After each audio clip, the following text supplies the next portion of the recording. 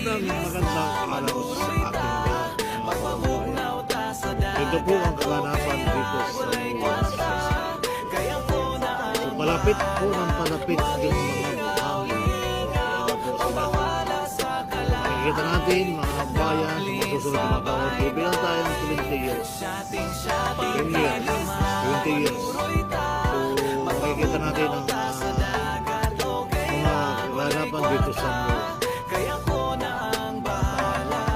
Dito nyo naman mga kabayan, yung dito sa makina, sabay-sabay na silang ng buhangin mga kabayan. Ito naman, hinihigop niya yung buhangin papunta dun sa may isang makina, doon niya binubuhos mga kababayan. Yan po yung isang makina na binababa na sa dagat, yung buhos. At hinihigop niya po mga kababayan. Ayan. Kapag hinihigop niya guys, ay parang yung hinihigop niya parang medyo matigas. May chemical na siguro to. Kasi ito lagi yung nakikita ko namin dati na may kasama na siyang batong lumalakuklok. Ayan. So hopefully, ito po yung ating update. Ito na yung, ayan po mga kabayan, yung ating nakikita dito na hinihigop niya.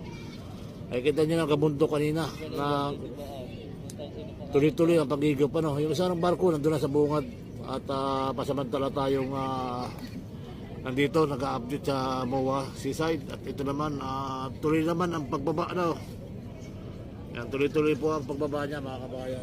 So hopefully maraming salamat everyone. Welcome to my vlog, welcome to my channel, Sir Bal Ayala. So nandito tayo sa Muwa mga kababayan. So hopefully enjoy your day. Ayan. Enjoy lang po tayo sa ating mga ginagawa sa buhay. Ito namang siguro mga sangkos may ito ay lulutang na yan mga kababayan. Marami na naibaba ito. At unti-unting lumalabas yung kulay pula ng kanyang body. So hopefully ayan.